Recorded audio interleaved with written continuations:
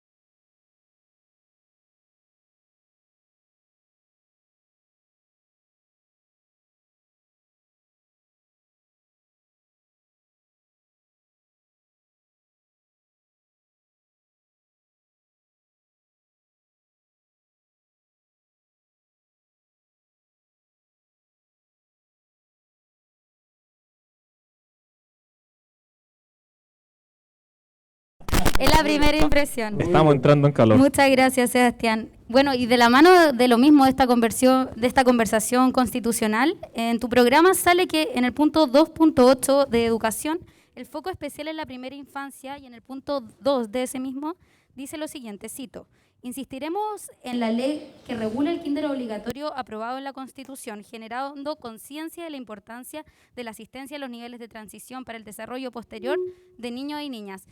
Nuevamente se toma la Constitución. Ahora que estamos en este proceso de la Convención Constituyente, que no sabemos si se va a aprobar o se va a rechazar la nueva Constitución, ¿cómo un presidente enfrenta estos cambios constitucionales propuestos?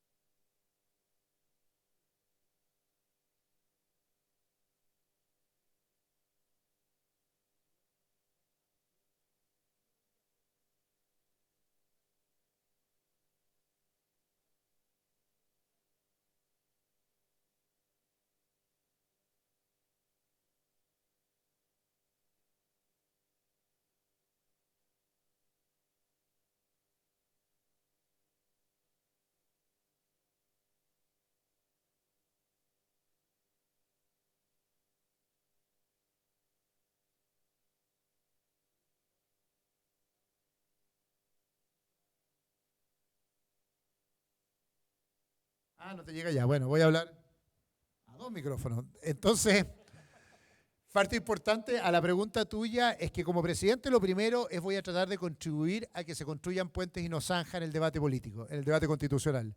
Y ojalá nos encontremos puntos de acuerdo. El diagnóstico en educación es bien básico y qué bueno que estemos en una universidad para decirles algo bien fundamental. Este es un país que ustedes conocen, pero es más injusto que... No voy a decir garato. Ah, que la mierda, más injusto. Y es terrible. Y miren lo que pasa en el cerro al frente, chiquillos. Y se lo digo así abierto. Y tenemos problemas graves en el sistema educativo, no solo en la universidad, que es lo que en general se toma la agenda porque tenemos más capacidad de organizarnos en el mundo universitario. Tenemos 5 millones de chilenos que no han terminado la educación media. 5. El 25% de la población de Chile no tiene educación media.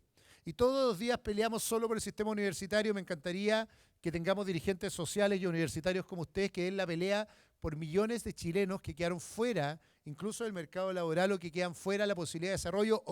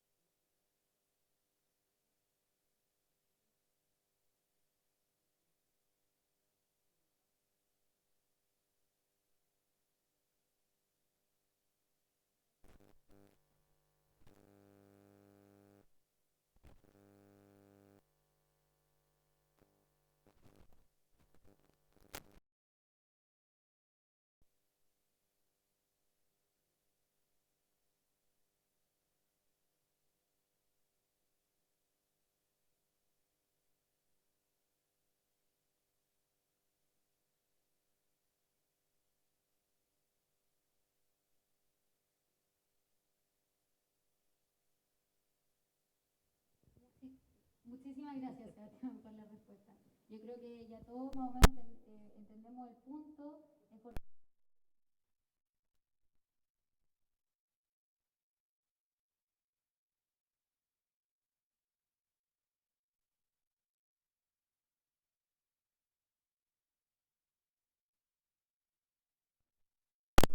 Cubierto. Pasamos a economía. Muchas gracias, Isi. Sebastián, siempre has marcado tu presencia como hombre de centro derecha. En específico, en torno a materias tributarias, destacando que hoy tenemos distintos extremos postulando. Por un lado, alguien que quiere bajar mucho los impuestos y por el otro, alguien que los quiere subir. Y es en este momento donde incluso JP Morgan ha levantado alarma sobre esto, que como hombre de centro, ¿cómo financiamos un país y sus reformas? Gran reflexión, porque vengo de esa. Deje contarles esto como si estuvieran ustedes administrando los ingresos de su pega o de lo que reciban de apoyo a los papás cuando puedan. Chile, por cada 100 pesos que recibe, gasta 109. Igual que una economía doméstica. O sea, Chile tiene un déficit de 9 y por lo tanto recibe 100 y tiene que gastar 109 y no tiene los otros 9. Tiene una deuda de 38 que va a terminar en el 40 probablemente en este gobierno y por lo tanto además de esos 100 que recibe sirve a la deuda de distintas formas cerca de 20, pero la deuda total es el 39% de nuestro gasto y por lo tanto no le alcanza para pagar la cuenta y está endeudado y para seguir pagando esos 9 pesos va a tener que tomar más deuda porque si no, ¿cómo paga los 9 pesos que le faltan para gastar? Entonces, aquel que les venda que se puedan bajar los impuestos o disminuir la recaudación tributaria y reducir el déficit que se provoca por esa caída de recaudación tributaria, aquí tengo una diferencia con José Antonio brutal, le está vendiendo aire, y lo dijo Velasco, lo dijo Briones, lo dice todos los que hemos trabajado en el sector lo sabemos, además no lo dice JP Morgan, porque lo que pasa es que no pagamos la cuenta a fin de mes, y si la promesa es que vamos a echar a 30.000 funcionarios públicos para resolver esa duda, le diría que pesquen un lápiz y no alcanza. O sea, aunque los despidiera y diéramos un paz social después de eso, lo que creo que no sería, no alcanza. Chile requiere hacer dos cosas críticas para avanzar hacia adelante. Esto sin gastar un peso más, diciendo que Chile no necesita más ayuda social, solo con lo que tenemos debe mantener la recaudación, al menos mantenerla, debe recaudar un poquito más para pagar la deuda, el 9% de déficit que se genera, y debe hacer algo bastante básico en el mediano plazo, que es crecer, porque con el crecimiento no solo aumenta la recaudación, sino que generas también movilidad económica. Ninguna de esas cosas están pasando en el sistema hoy día. ¿Qué es lo que debería hacer un presidente? Lo primero, ser serio. Decir que efectivamente el país requiere mantener los equilibrios fiscales, si no, no parecemos serios. No solo lo dijo JP Morgan, me senté el otro día con un grupo de embajadores y me decían, no puedo creerlo, la extrema derecha en Chile dice que va a bajar los impuestos y estamos asustados porque el país serio parece que no va a poder pagar sus deudas en el mediano plazo y la izquierda dice que va a subir un 40% de los impuestos, este país no es serio porque queremos sacar los inversionistas. Para decirlo bien en números, a los que estudian acá economía o ingeniería, es como ir la propuesta de Boric es ir al supermercado, llenar el carro con promesa y llegar a la caja y decir, pucha, no tengo plata, fíjeme. Y ojo, que la propuesta de José Antonio Cast tiene un poquito lo mismo al revés. Es decir, no ir a comprar nada, si con lo que tenemos basta. No funciona. ¿Qué es lo que deberíamos hacer? Primero, tomar conciencia, porque le muestro el cerro al frente, porque este país sigue siendo igualmente injusto y no podemos dejar a su suerte a familias que no llegan a fin de mes. Y es verdad, necesitamos una sociedad de esfuerzo y mérito, yo lo creo profundamente. Todos los de acá nos hemos sacado la cresta para llegar a donde llegamos, incluyéndome yo, a mí mismo, pero sabemos que algunos se tienen que esforzar mucho y otros muy poco. O citando a Jepe, a los que les guste Jepe, la forma más sencilla de llegar a la otra orilla es nunca dejar de nadar. ¿Han escuchado esa canción? Claro, pero algunos nadan mucho y nunca llegan a la otra orilla, otros nadan muy poco. Tenemos una sociedad en que los esfuerzos son brutalmente desiguales. Y por lo tanto vamos a tener que apoyar a algunos para que lleguen a la otra orilla. Algunos pueden llegar solos y otros nacieron al otro lado de la orilla, pero la verdad, es verdad que yo creo una sociedad de esfuerzo, pero ese esfuerzo tiene que ser acompañado por un Estado que más o menos hace simétrica el tamaño del río y algunos que nacen acá no van a llegar nunca a la otra orilla. ¿Por qué digo esto? Porque eso va a requerir mantener una política de ayudas sociales, por eso fui ministro de Desarrollo Social después de estar en la Corfo. Porque yo tenía la convicción que un Estado que no entienda a los chilenos y no los apoye, ¿cómo los vamos a apoyar? Garantizando el pago de la pensión de alimentos, devolviendo IVA, y eso requiere un poco más de recaudación. Nosotros hablamos de 2.5 más de recaudación en 8 años para poder financiar, porque si no, no va a haber paz social. Si el malestar social en Chile no fue un invento de unos violentistas asquerosos o no sé qué, Es verdad que esos violentistas y ese desorden hay que perseguirlo y una sociedad sin orden y respeto al Estado de Derecho no funciona. Pero aunque paráramos la violencia, la gente allá al frente sigue no llegando a fin de mes y necesita ayuda de nosotros, po, del Estado. Y también necesitamos tener la convicción que la riqueza de un país no la genera el Estado.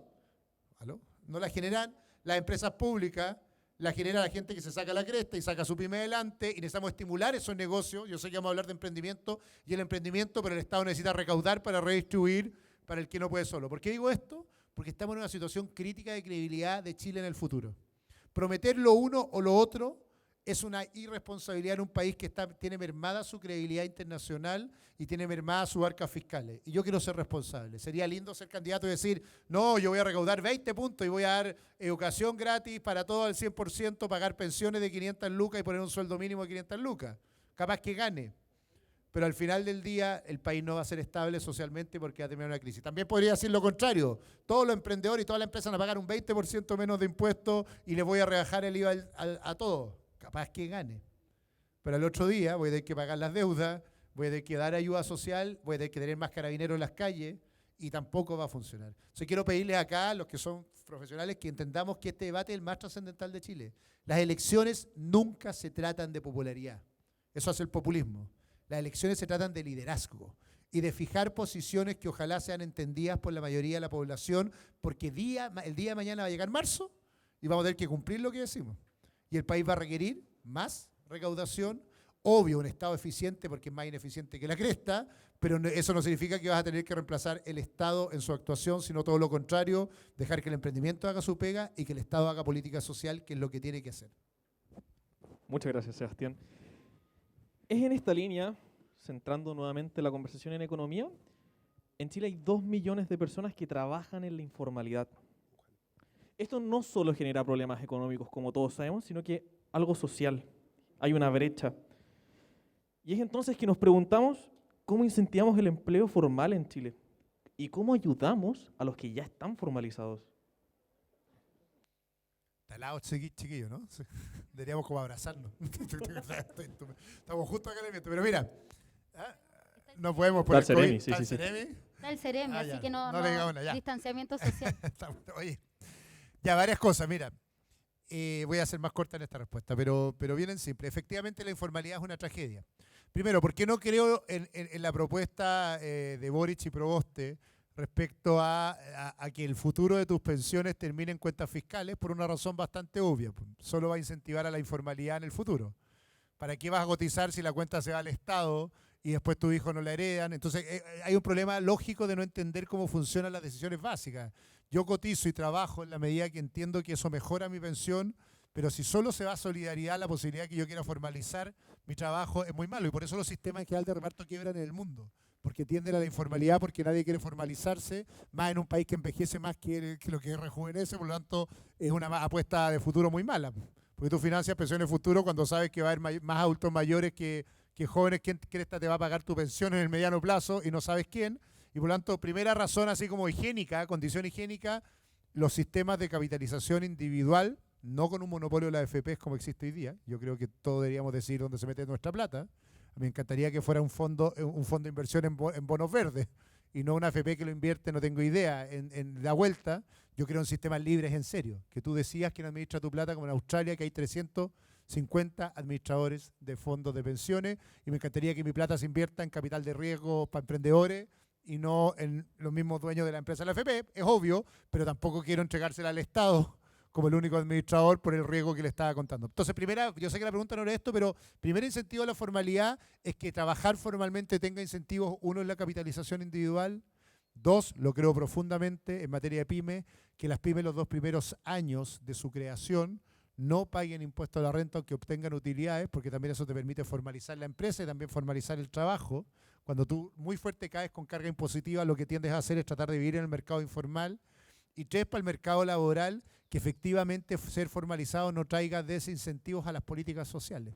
Yo quiero hacer una modificación grande al registro social de hogares, a los que les haya tocado a su familia estar lo van a entender, que incorpore los gastos de la familia en la evaluación socioeconómica y que tener contrato de trabajo no te expulse del sistema, porque si no nadie va a querer estar formalizado porque pierde los beneficios del Estado. No pasa con el IFE actual, pero sí pasaba con las ayudas sociales básicas en el mediano plazo y por lo tanto hacer una política social en que el empleo formal es incentivado porque no te discrimina, sino que al contrario te mejora las condiciones de ayudas sociales. La última cosa, en datos rápidos, el 70% del empleo, hay una discusión si es el 54 o el 70, pero yo me creo el 70, después les explico por qué, de la pega en Chile la dan las pymes. Pero de ese 70% del empleo, más de la mitad es empleo a ti mismo o empleo a un familiar directo. Cachen, así bien en simple, así número rápido, casi el 40% del mercado laboral es que tú armaste un carrito completo y te contrataste a ti mismo. Y contrataste a tu señora, a tu hijo, y eso pasa incluso con los emprendimientos dinámicos y otros. En general, la primera fuente de ingreso es para ti mismo y después para tu círculo cercano. Y lo que ha pasado en el sistema en general es que ese tipo de emprendimientos quedan fuera de todos los volúmenes de apoyo estatal y además están muy presionados por la regulación. Subamos el sueldo mínimo, y como me decía un amigo mío del liceo, me decía, ¿cómo me vas a subir el sueldo mínimo? Bueno, si yo tengo un carro completo, esto es literal, ¿eh? Y yo mismo me pago el sueldo, me pagaría más, pero no vendo más, pues, es tonto. Buscar incentivos a. Por eso yo creo tanto en el ingreso mínimo garantizado que hice como ministro y que ahora lo formalizo, que es el aporte salarial permanente, que es que el Estado haga transferencias para complementar ingresos a aquellos negocios que no pueden pagarme. No es el sueldo mínimo la política adecuada porque provoca deformalización o informalidad, sino que más bien es un sueldo mínimo que en realidad está fijado por el aporte del Estado entre la brecha que se genera entre el sueldo regulado mínimo y el aporte que fija el Estado. Yo lo fijo en 400.000 pesos, pero el saldo lo paga el Estado para no generar informalidad, porque lo que hemos hecho sistemáticamente es ir subiendo el sueldo mínimo regulatorio y dejando mucho en la informalidad. El carrito de los completos de mi amigo es un buen ejemplo, porque te termina diciendo, ¿sabéis qué?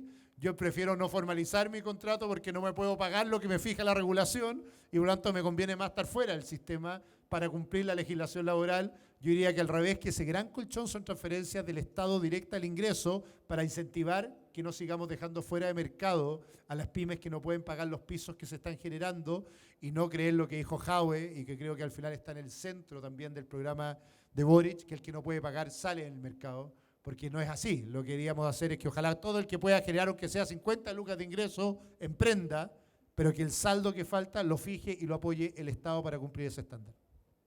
Muchas gracias, Sebastián. Gracias, Sebastián. Bueno, yo quiero hacer dos acotaciones respecto a los comentarios que ha hecho en economía.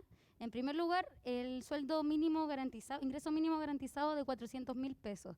¿Qué pasa cuando el emprendedor quiera subir el sueldo? Por ejemplo, un emprendedor está pagando el sueldo mínimo y tú le vas a pasar el saldo hasta los 400.000 pesos. ¿Cómo va a ser posible que ese emprendedor pueda subir el sueldo porque o sea, en el fondo va a tener que traspasar va a tener que traspasar los 400.000 pesos? ¿Cómo ataca esa política pública esa parte? No, es más simple. Primero es una curva. Yo estoy haciendo una simplificación. Lo que nosotros hacemos, ¿que estoy economía ese? Ingeniería comercial. Ah, ya. Somos el centro de alumnos. Lo que pasa, muy bien, verdad. Lo que pasa es que lo de nosotros es una curva completa. Entonces no es que tú entres y salgas a las 400 lucas. Lo malo de las políticas sociales en Chile es que tienen eso. Que tú estás ahí en el 40 y tenés todos los beneficios entre 40 y 60 que hay fuera y sobre el 70. Y lo mismo pasa con esta lógica. Yo estoy simplificando lo del piso. En el fondo de nosotros es una curva de salida. Y por lo tanto tú no pierdes el incentivo a obtener un subsidio simplemente porque ganes 401.000 pesos o 388, para decirlo en rápido, sino que lo que haces tú es que es una curva de salida completa en que fijas ese piso, pero en realidad sigues recibiendo apoyo del Estado hasta más o menos los 480, para entenderlo solo que en saldos menores. Y para el emprendedor, para que tú no le digas tienes que saltar sobre los 400, siempre va a mantener un aporte permanente. Es una curva. ¿Caí el micrófono? No. Ahora sí que quedé con 3. Traigo otro más. Pero eso, es una curva de salida. Ojo, todo lo que yo hice en política social como ministro y que creo es que el problema de la política social en Chile es que es blanco y negro y en todos los incentivos está puesto siempre, por lo tanto, o mentir al sistema, porque si no queda fuera, o estar dentro del sistema, porque entonces toda la política es culo. Lo mismo con el registro social de hogares, que incorpora los gastos, porque es obvio. No es lo mismo una familia que tiene 3 hijos en edad universitaria que una familia que tiene 2 hijos en el sistema de educación pública, por ejemplo. Sin embargo, para la evaluación social es más o menos igual porque evalúa ingresos y nosotros vemos la pobreza por ingresos, pero no por salida o egresos, y eso es una forma también de ayudar permanentemente a las familias en las contingencias que pasan su vida. Nos Funciona, ahí sí. Gracias, Sebastián. Y lo otro con el primer punto de la carga impositiva. Tú dijiste que quieres subir 2,5 puntos. Pero yo te pregunto, siempre que ingresan más impuestos a la burocracia del Estado, nunca vuelven los mismos 2,5 puntos a la gente. Y yo creo que eso es algo que le molesta mucho a las personas y por lo que, por ejemplo, candidatos como José Antonio Kast han agarrado cancha, porque mucha gente dice, pago impuestos, pero no se ven reflejados la cantidad de impuestos pagados en el día a día de las personas. ¿Cómo solucionamos esto? ¿Cómo hacemos que el Estado sea más eficiente en temas impositivos? Muy buena reflexión, ya, porque yo insisto con lo de José Antonio, porque la verdad no es solo un problema de rebajar la carga tributaria, es que tenéis deuda y no vais a poder pagarla, es más fácil que tenéis déficit. Pero ojo, tiene razón en el diagnóstico el elector que dice eso, que lo que tú me dices, es que me gusta este gallo porque los impuestos se los llevan puros operadores políticos, para simplificarlo, como el discurso de París, por decir algo bien en simple. Sería bueno que llegue algún día, pero está bien. ¿Y qué tiene ese discurso en general? Que entrega, se conecta con una emoción bien razonable, pues si uno también le da lata ver cómo el Estado atiende mal, cómo los parientes de los parlamentarios, o sea, los familiares de los parlamentarios que tienen pega de ser la pyme más exitosa de Chile. Y los políticos que tienen parlamentarios, yo soy el único, no el único, pero mire, de los pocos únicos candidatos que no tiene ni un pariente nunca en la historia, créeme que tengo gente de verdad en mi familia que tengo que sostenerla porque es un principio para mí personal. ¿Cómo se soluciona ese problema? Primero, sí hay que aumentar la carga si no lo pagamos el déficit, así muy en economía, pero haciendo transferencias directas. Por eso mi programa de gobierno se basa en las transferencias directas. ¿Qué hace esto? Y tengo la credibilidad de haberlo hecho como ministro. El ingreso mínimo garantizado, el costo de operación de ese programa es menos del 1%, del 2% del presupuesto total. Porque lo único que hace es pescar la base de datos de información de la Dirección del Trabajo y en realidad el sistema de la Superintendencia de Pensiones, pesca la información sobre salarios, sobre renta y transfiere directo al bolsillo. El costo es cero. Literalmente, no contratas a ni una persona más. ¿Cuál es mi segunda gran política social? La pensión de alimentos garantizada. Trauma personal, pero además trauma de 1/3 de las mujeres en Chile. ¿Y cómo funciona? Fácil. Hay una sentencia, se consignan los pagos y el Estado hace una transferencia directa. No hay una política pública de un selector público que es burocracia para fijar la política pública. ¿Cuál es mi tercera gran política social? El aporte salarial permanente. Misma lógica. Del ingreso mínimo. ¿Cuál es la cuarta? Devolución del IVA. ¿Cómo se devuelve el IVA? Tenemos factura, tenemos boleta electrónica, se va a rutificar la boleta, al igual como te piden en la farmacia que es su RUT, tú vas a dar tu RUT, se va a calcular a fin de mes, el Estado devuelve por la tesorería un cheque. Por eso les ha ido tan bien a los países nórdicos las políticas sociales para hacer igualdad, porque en realidad no se financia la estructura estatal, sino que se financia el aporte al bolsillo a la persona y todo mi aumento de impuestos se va literalmente en eso. Pensión básica solidaria, en este piso común, este cajón común que yo dije, directo, la persona cumple la edad, el 100% de la población tiene ese cajón, sin calificación socioeconómica, y por lo tanto todo chileno que esté en edad jubilar le va a llegar un equivalente a la línea de la pobreza, más todo lo que él haya ahorrado en el sistema. Después, entonces, ¿cuál es el error del Estado chileno? Y por eso digo que comparto ese lector, es que efectivamente ha crecido mucho en burocracia, pero poco en operación. ¿Dónde sí tiene que crecer en burocracia? O más bien reordenar burocracia, la verdad es que Chile no necesita 30.000 funcionarios públicos menos. Chile necesita que esos funcionarios públicos no estén en los sistemas centrales del país, que no estén en ministerios instalados en la Alameda. Hay 25 ministerios, el país con más ministerios per cápita casi de Latinoamérica, sí, y de la OECD. Pero necesitamos que ese funcionario, no ese con nombre y apellido, atienda más, pues en la Cruz hay un hay un funcionario en el registro civil que atiende hasta las 2 de la tarde. En la Compin de acá nos estamos demorando 60 a 70 días promedio en pagar la licencia porque no hay suficientes funcionarios para atender operación. O sea, no es cierto que necesitemos solo un Estado más chico.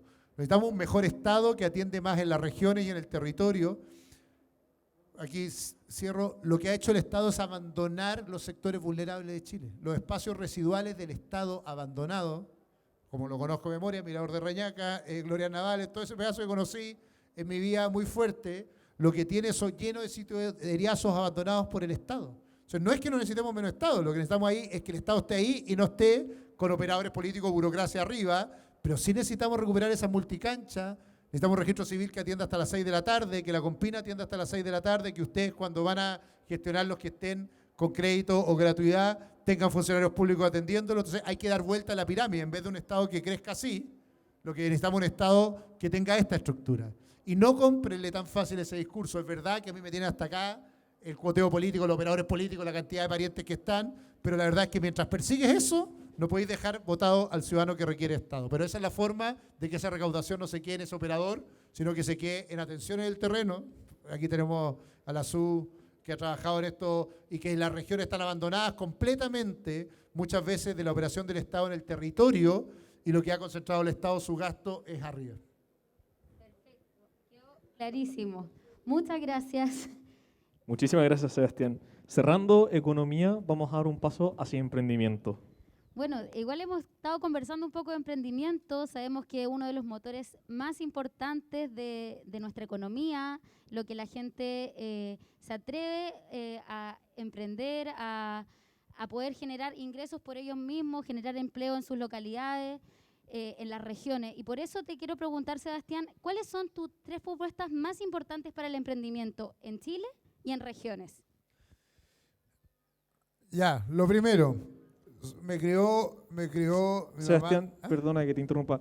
Chicos, como les repetí en un inicio, les pido por favor mantener un ambiente de respeto y escucha activa. Si van a hacer algo o si van a estar jugando con sus amigos, les pido por favor que lo hagan al otro lado del patio y mantengamos el respeto. Muchas gracias. Adelante, Sebastián. Lo primero, ¿por qué lo digo? A mí me tocaba cuando chico recorrer toda la costa acá, de la Jaime, todos los restaurantes que están en el borde con mi abuelo vendiendo palta. Y comprábamos palta en Quillota y yo me tocaba esto los veranos, era mi pega, y yo en un cuaderno registraba las ventas. Después me tocó en la vida cuando decidí alejarme de la política el año 2009, porque ahí me alejé y me fui, más que me privaticé, quería trabajar en otra cosa que no fuera la política, no quería depender de la política. Me tocó armar este proyecto que era el Dínamo y partí con un computador y un cuaderno anotando una idea y convenciendo a emprendedores. O sea, perdón, a inversionistas. Y así fue, con 2 o 3 amigos convencidos, o sea, yo solo, pero con un amigo que lo convencí primero al pobre Santa Cruz y ahí fuimos convenciendo a mucha gente de que valía la pena armar un emprendimiento de un diario electrónico libre, con línea editorial, ojalá que hablara de temas de la modernidad y mirar lo que terminó. ¿Por qué te digo esto? Porque ahí está el futuro del país.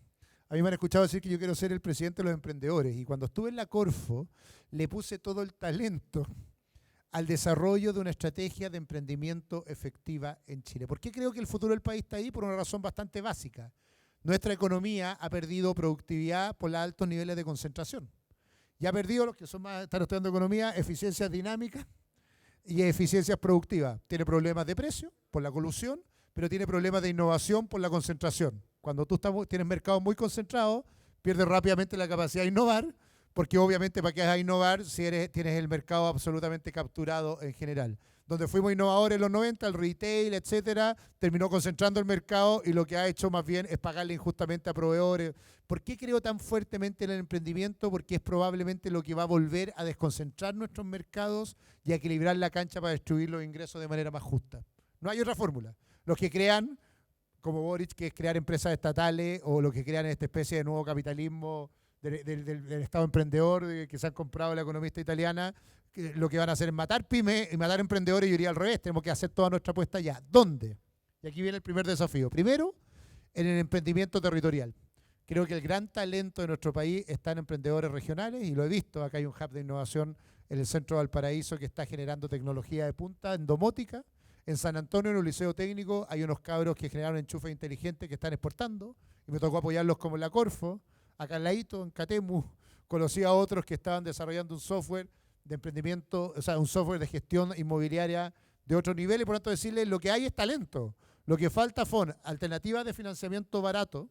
No puede ser que los bancos estén prestando UF 20 a un emprendedor o a una pyme y UF 7 a grandes empresas y por lo tanto requerimos un sistema de garantías estatales que baje el costo de acceso a financiamiento. Lo segundo, que tengamos un gran servicio público que se llame Fomenta Chile, que junte Corfo y Cercotec, que apueste estratégicamente a la capacidad de instalar subsidios en todas las fases del viaje del emprendimiento. No solo cuando tú emprendes con capitales semilla, sino sobre todo en la escalabilidad, apostando muy fuerte a los emprendimientos gacela, que son emprendimientos que duplican ventas en 2 años y que por lo tanto deberían estar exentos de impuestos en la medida que duplican estas ventas muy rápido y que hubiera fomento o fondos de fomento muy fuerte ahí. Y tercera gran apuesta en materia de emprendimiento es que el Estado use su poder de compra para desarrollar emprendimiento. ¿Saben quién es el principal comprador de alimentos en Chile? El Estado, la Junaef. ¿Y saben cuáles son los emprendimientos que más se desarrollan en el país? Asociados a alimentos.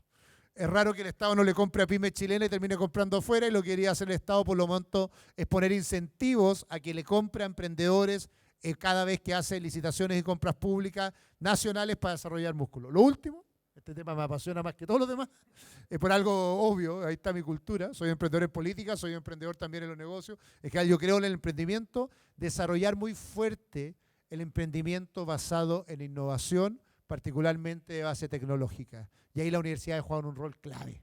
O sea, Chile puede tener unicornios, pero los unicornios han salido más bien por esporulación, por autodesarrollo, y yo creo que el encuentro entre la ciencia, entre el emprendimiento que pueden desarrollar ustedes y la posibilidad del Estado de generar grandes desafíos país es clave.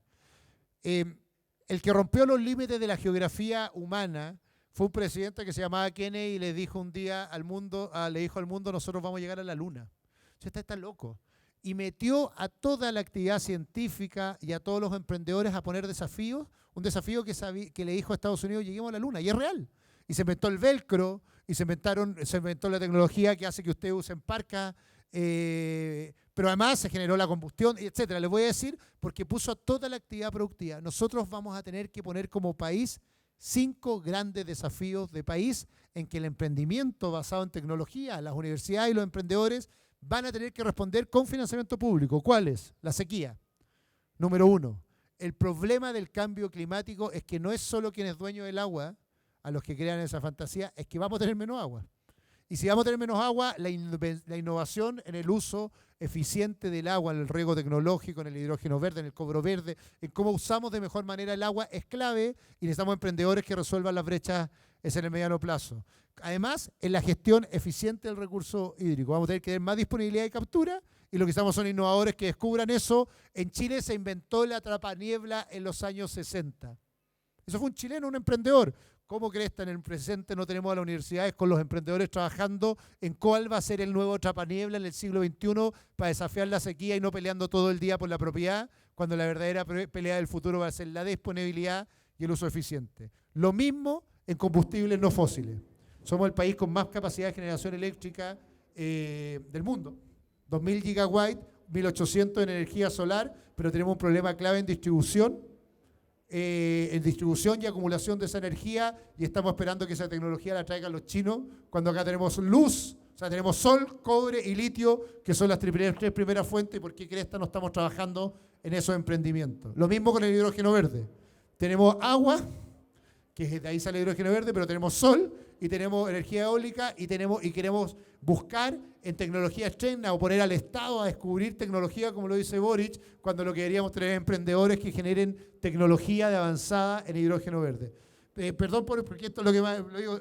Tercer grande desafío, me voy a alargar en esto, lo siento. Tercer grande desafío, oiga, el gran desafío en el futuro va a ser, uno de los grandes desafíos productivos de Chile es agricultura sustentable. Somos un país de una potencia agroalimentaria brutal, y seguimos cosechando salmones y sacando pesca al voleo.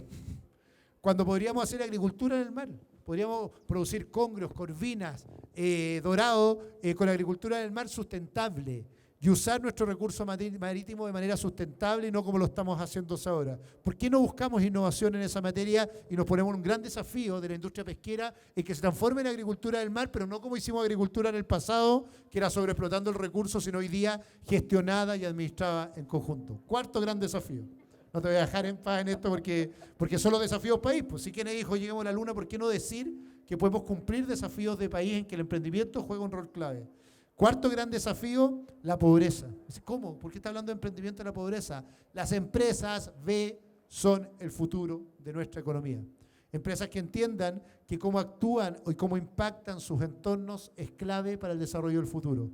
Los que crean que las empresas solo son generación de ganancias a través del lucro, que es una gran noticia, están equivocados, porque si tú no manejas tus entornos y no tienes la capacidad de entender tus entornos, lo que te va a pasar es que vas a tener un choque que no le dan legitimidad social para operar a las empresas del futuro.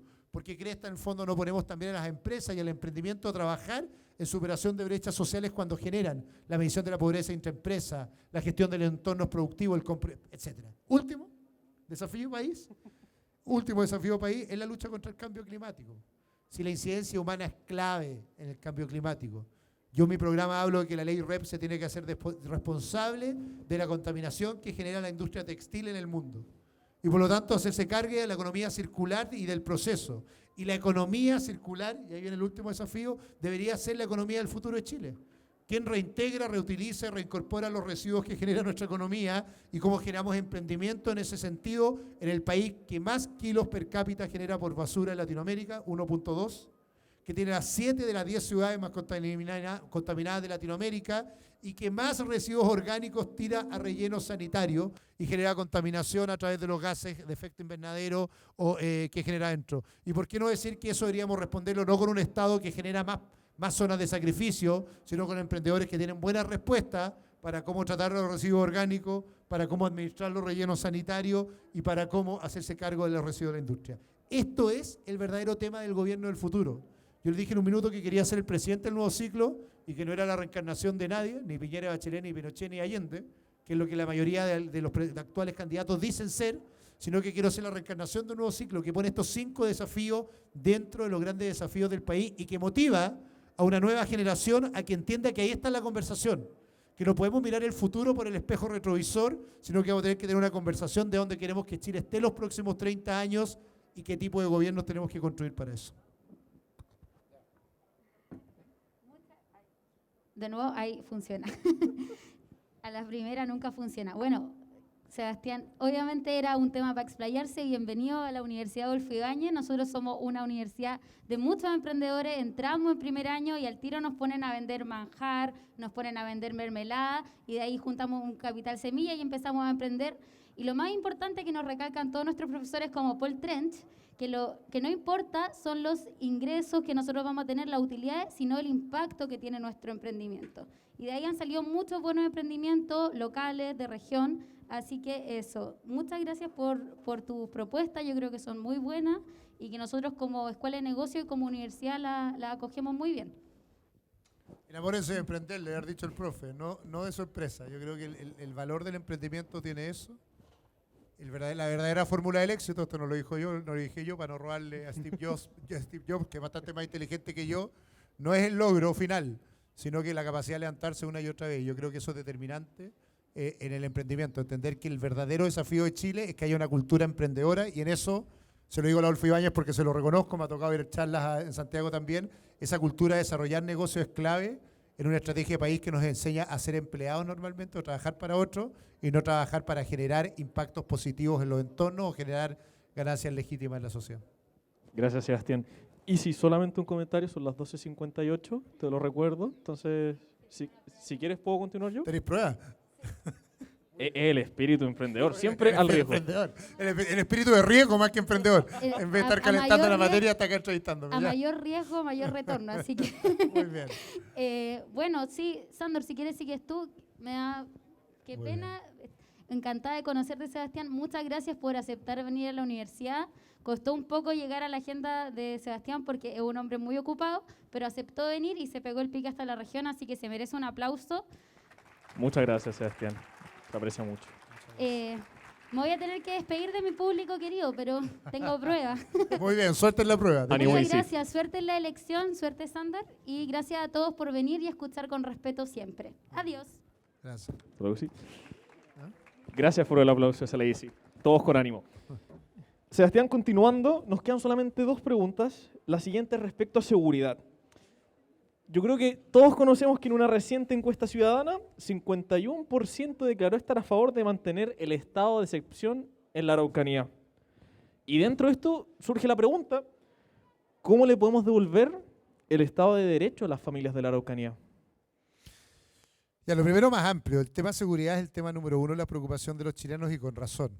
Primero, asumir que tenemos un narcotráfico que penetró fuerte y que nos hemos dedicado más bien a perseguir el consumo que perseguir la comercialización y la red de comercialización. Yo lo he dicho abiertamente, yo creo que aquí perseguir el consumo es una ridiculez. y que lo que tenemos que hacer es una ridiculez en materia en el tema marihuana, y que tenemos que perseguir muy fuertemente la comercialización y distribución, porque está generando grandes cadenas de valor. Esos emprendedores son los que no solo no tienen miedo al riesgo, es que matan competidores y matan también las amenazas de mercado con una pistola. Por lo tanto, es un problema real, y un problema que los políticos son malos para asumir en general, pero cuando tú ves que en Amberes se recolectaron, o sea, este año se decomisaron 1.400 kilos de coca que venían de Chile, o que la marihuana creepy ha subido 700% los decomisos, tenemos problemas. Y tenemos problemas porque lo viven los más pobres, porque en sus barrios, como el Estado los dejó botados, ven al narco como el que le brinda seguridad, le subsidia la economía. Los que estén metidos en trabajo social, yo toda mi vida estuve metido. Yo llegué a la política por ser voluntario en la universidad y seguí toda mi vida y sigo muy conectado. Te dicen, ¿sabe qué me pasa, don Sebastián? En mi barrio el que subsidia el almacén es el narco. Pues, por eso el tomate no está a 2 lucas o la harina a 8.90, que es lo que está hasta 700, porque es una buena forma. Y la verdad me siento más seguro siendo amigo del narco, porque no hay policías ni carabineros que me brinden seguridad, sino que hay un narco aquí que si estáis bien con él, nadie te roba. Y cuando tenemos un problema grave. Y ojo, que lo de la Araucanía tiene algo de esto. Tiene primero una demanda de control territorial bien específica, que cuando uno entiende un poquito el problema desde allá, lo que ha hecho muy fuertemente este narcoterrorismo, que se robó una causa, como todos los fenómenos de narcoterrorismo en el mundo, le robó una causa legítima al pueblo mapuche para transformarlo en una forma de control territorial. Te das cuenta que tiene toda la lógica. Cortan en Quidico, los que conozcan allá la región lo van a entender, cortan en Quidico, no permiten la circulación hacia Trobolhue por la costa interior, aíslan a Lumaco, se van a Temucuicui y están estableciendo un espacio de control territorial bien parecido a lo que hizo la FARC en Colombia, porque aíslan y por lo tanto permiten que haya centros de producción, de robo de madera, de comisión de delito con ausencia del Estado. Y por lo tanto yo estoy de acuerdo con la extensión del estado de excepción por una razón bien básica. El primer deber de un Estado democrático es proteger a sus ciudadanos cuando alguien toma las armas y además hace del delito parte de su oficio cotidiano para financiar lo que sea. ¿Y por qué es tan terrible? Porque no sé cómo se negocia con alguien con una K-17 o una M-16 amenazando el Estado, y lo que no podemos tener un Estado débil en la protección de sus ciudadanos directamente. Entonces, no solo la extensión, sino que en democracia, y lo digo porque lo hizo Patricio Aylwin, porque lo estamos haciendo nosotros, lo hicieron gobiernos democráticos españoles contra la ETA.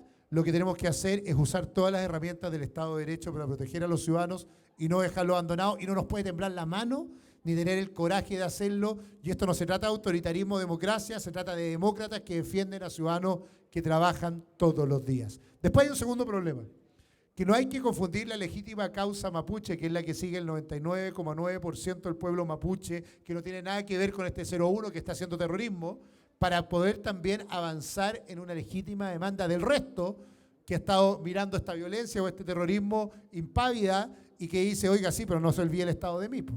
Si tienen razón, cuando tienes una pobreza multidimensional que se acerca a 30 puntos, cuando tienes la ausencia de reconocimiento político, de participación política efectiva del pueblo mapuche en la toma de decisiones, o cuando tienes un Estado que se olvidó del reconocimiento del lenguaje, del reconocimiento de las tradiciones culturales, lo que tienes que hacer es en ese espacio conversar, negociar, avanzar en reconocimiento para que no sea la violencia lo que miren como salida, sino que sea el Estado. Y por lo tanto, al terrorismo, el combate directo con todas las herramientas del Estado democrático de derecho.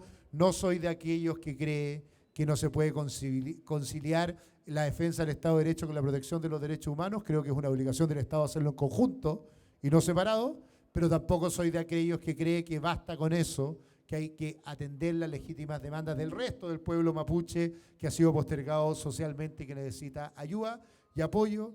Y yo lo hice muy fuertemente cuando fui ministro. Aquellos que hacían emprendimientos mapuche, avanzamos fuertemente en la primera certificación de la marca mapuche, creo en una zona franca mapuche en el territorio, en que las empresas con alto empleo o alta empleabilidad del mundo mapuche o con líderes o con dueños mapuches tienen que tener incentivos tributarios para operar, avanzar más en soluciones como la neozelandesa, pero ningún paso atrás respecto a la persecución de los delitos y el terrorismo en Chile.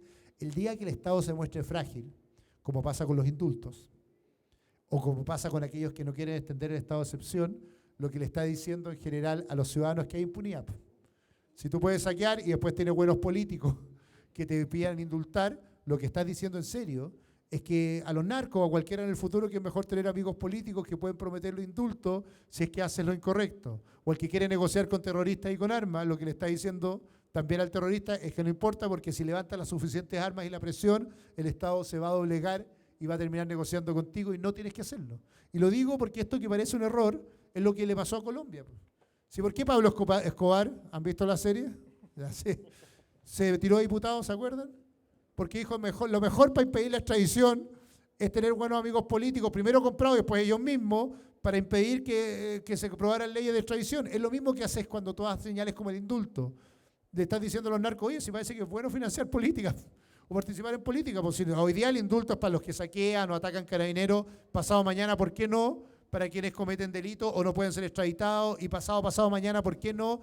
Ese es el riesgo de la sensación de impunidad. Y esto no tiene que ver con ser autoritario. Yo sí creo en el respeto de los derechos humanos total. Esto tiene que ver con hacer lo mínimo democráticos que tenemos que hacer. Es darle seguridad y certeza a los chilenos que el que comete delito va a quedar preso, que estamos del lado de la víctima y no el agresor, y que el que comete y toma las armas contra el Estado se va a defender y va a protegerlos, porque los ciudadanos que pierden son los que les queman su casa y se sacan la mugre para salir adelante y viven con vida. Muchas gracias, Sebastián. Quiero aprovechar además, si me pueden revisar las preguntas del público. Vamos a hacer una pregunta más y luego unas más cortas. Vamos a ponernos al sol. ¿Por qué no nos adelantamos? ¿No lo creí? Sí, ¿No? por supuesto. Perdón. Yo soy desordenado, estoy cagado. Acá. Ahora maté la transmisión, el pobre de la cámara lo maté, ¿sí? ¿Sí? Dale. Gracias. Ustedes estaban al sol, pero no decían nada. Aquí está bastante más calentito. Muchísimo mejor. Sí. Sebastián. Ok, hay uno con chores, ese es mi héroe. Como mi hijo chico. Dale, vamos. Perfecto. La siguiente pregunta, que es el cierre, viene cuando usted menciona, y menos mal que lo dijo hace poco, que usted es ídolo de Patricio Aylwin, tiene buena relación también con su hija. Y en estos momentos es difícil no pensar en su discurso en el Estadio Nacional, en los 90, en marzo, cuando asume el cargo, y él menciona que la tarea que tenía Chile por delante, tras una dictadura, era restablecer un clima de respeto y confianza en la convivencia entre los chilenos, cualesquiera que sean sus creencias, ideas, actividades o condición social. Y es en este instante el que menciona sean civiles o militares, generando un momento de unidad, incluso cuando la abuchaban. Es en este espíritu, Sebastián, que la pregunta es, ¿cómo plantea restablecer un clima de respeto, confianza y cercanía entre los chilenos? Lo primero, instalando la esperanza como valor, no la rabia o el odio. Y quiero decirles esto bien desde lo humano. Los chilenos somos enfermamente porfiados. Siempre que nos dicen que no, decimos no estoy ni ahí, insisto. Y hemos demostrado sistemáticamente que se puede, por eso el lema de nuestra campaña es que se puede. Y yo tengo la sensación primero que cuando todo se ve gris, uno siempre tiene que ser mejor que los tiempos grises. Porque los tiempos los construimos los seres humanos, los políticos, las personas que trabajan, la gente que se esfuerza, y por lo tanto tenemos que ser mucho mejores que los tiempos. Y la primera gran reflexión es que vienen tiempos mejores. Yo estoy seguro que vienen tiempos mejores si los hacemos en unidad, si no votamos por el miedo, si no votamos por la rabia al otro, si no votamos simplemente porque estamos contra algo. Que los países que resuelven bien sus crisis son aquellos países que votan por algo. Porque haya orden, control de la violencia, pero también porque haya justicia y haya respeto al que piensa diferente. Porque construyamos un país en que en realidad se construyen mucho más fuertes puentes entre los ciudadanos. Yo quiero ser presidente de todos los chilenos. El peor error que ha cometido Chile, y lo cometió en los 70 y los cometió en los 80, ustedes eran no habían nacido todos, fue creer que en realidad uno podía ser presidente de unos pocos. Y que la verdadera política era solo decir yo creo lo que creo y creo lo que creo y el que cree lo contrario está equivocado y voten por mí porque somos todos iguales y marchamos todos de la misma forma. Todo lo contrario. Sociedades diversas, sociedades plurales, sociedades tolerantes les va mucho mejor en general en resolver sus conflictos. Si los que están más acá de la violencia y quieren orden tienen razón, pero también los que no llegan a fin de mes y no les alcanza y necesitan el Estado también tienen razón. Si hay una mirada legítima que ha interpretado un mundo de izquierda, y lo he dicho, me opongo a ellos, pero que tiene una sensación emocional correcta. Si hay chilenos que están molestos porque no les alcanza y sienten que los olvidamos y que hubo una centro-derecha indolente que no los entendía ni los interpretaba, y que no tiene un lado humano o no tiene una visión humanitaria respecto al problema que los enfrentan. No podemos estar en la modernidad diciendo que vamos a retroceder en cosas básicas, y lo digo en serio, como salidas humanitarias en la interrupción del embarazo con las 3 causales. Por más que tengamos solo una posición valórica, porque efectivamente hay mujeres que fueron violadas fueron violadas y tienen que poder tener una salida humana sin pena en eso, o embarazos inviables. No digo, y yo que no estoy de acuerdo, digo cómo vamos a tener una salida humanitaria en casos críticos como estos. Esto no significa que haya una opción entre la vida y la muerte, o entre el aborto y no el aborto, pero de alguna forma, y pongo este ejemplo, vamos a tener que tener sociedades que solucionen sus problemas. Está bien, puede haber algunos que están de acuerdo con el matrimonio igualitario y otros en desacuerdo, y es legítimo, pero también tenemos que entender que hay familias que en realidad, o personas de distintos sexos que se aman y que quieren unirse para toda la vida, y que el Estado tiene que rendirles protección, y no podemos estar en contra de cosas tan básicas como la unión civil. Y ojo que podemos retroceder en eso hoy día en esta discusión. ¿Por qué te digo esto? Porque lo que dije sobre el futuro, y un poco, y te adelantaste de lo que voy a decir mañana en ENAE, porque parte de esas palabras que acabas de decir las iba a decir en ENAE, es que el país requiere sobre todo soluciones a sus conflictos. Requiere unidad, requiere una mirada esperanzadora sobre su futuro, requiere hablar menos de Pinochet y Allende y más sobre cómo va a ser el país de los próximos 30 años. Requiere hablar más de la revolución industrial 4.0 que la industrialización de los 60 y la sindicalización del pasado. Requiere hablar mucho más de la economía sustentable que de la pelea si existe o no el cambio climático. Requiere hablar mucho más de un país que avanza con justicia y en que cree que la riqueza la generan los chilenos que trabajan y se esfuerzan, pero que el Estado tiene que hacer una pega de redistribución. Yo creo que viene un minuto tremendo y precioso de unidad, pero tenemos que resolverlo a través del voto. Que si lo que resolvemos es polarización, solo significa polarización. Hay algo que decía Gandhi que era precioso. Decía, la violencia verbal, física o la agresión sobre el otro puede significar resultados de corto plazo, pero siempre significa tragedias permanentes, porque genera divisiones que no podemos resolver en el mediano plazo.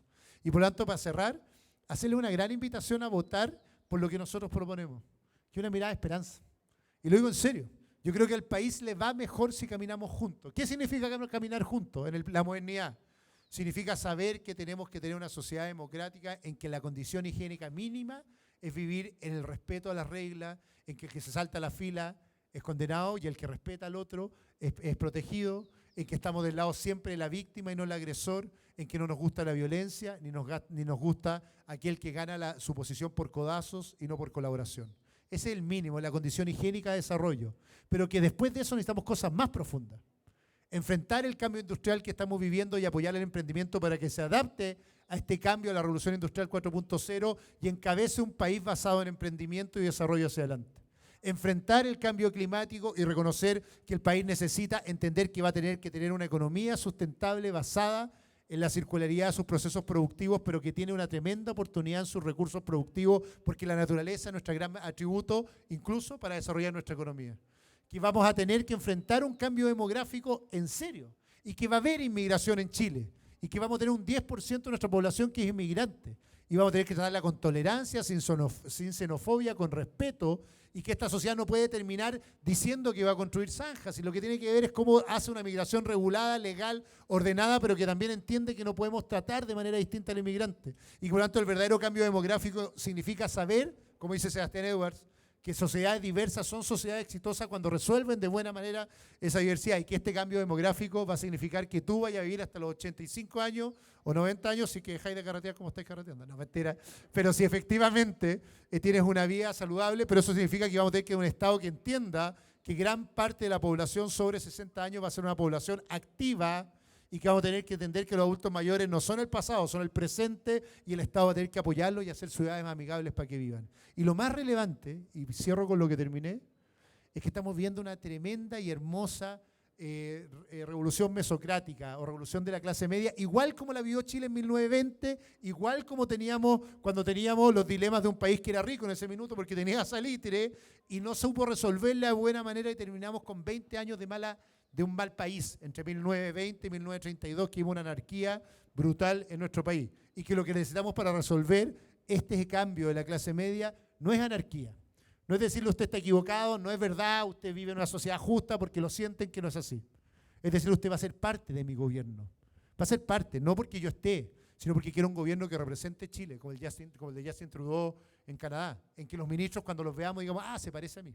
No solo inteligente, no solo se capacitó, sino que entiende lo que es vivir en regiones, sabe lo que es vivir aislado, sabe lo que es hacer una fila en el servicio público, por lo tanto cuando toma decisiones no solo tiene capacidad técnica, sino también capacidad social de entender el país en que vive. Vamos a tener que hacer que la clase media sienta que tiene todo el derecho a emprender y tener un carro completo, vuelvo al ejemplo, pero que también si hace lo suficiente y se esfuerza lo suficiente, va a vivir el milagro del sueño chileno que va a poder ser dueño de un supermercado. Lo que no pasa en Chile. Tú puedes crecer y desarrollarte, pero todos sabemos que no vamos a ser dueños de un supermercado y que por lo tanto lo que tenemos que hacer es generar condiciones de competencia para que todos podamos llegar, si nos esforzamos lo suficiente, a donde queramos llegar y que no nos condene el lugar donde nacimos. Y lo último, en esa sensación de este cambio social que estamos viviendo, es que tenemos que generar una sociedad en que donde nazcas o las creencias de algunos no determinen el lugar donde puedes llegar. Cierro porque sé que es la última pregunta. Hay una fábula preciosa de Dédalo Ícaro, los que les gusta la mitología griega la van a entender, en que Dédalo le decía a Ícaro, Dédalo el papá le decía, oiga, para salir del laberinto vamos a hacer, innovar y emprender, vamos a hacer unas alas para que usted vuele con las plumas que nos quedan de los aves que estaban ahí en el laberinto griego. Y le dice, armemos esta ala, armémosla juntos. Pero le da un consejo a su hijo antes de salir del laberinto. No vueles tan alto que te acerques al sol porque se pueden quemar las alas y te puedes caer y hundir.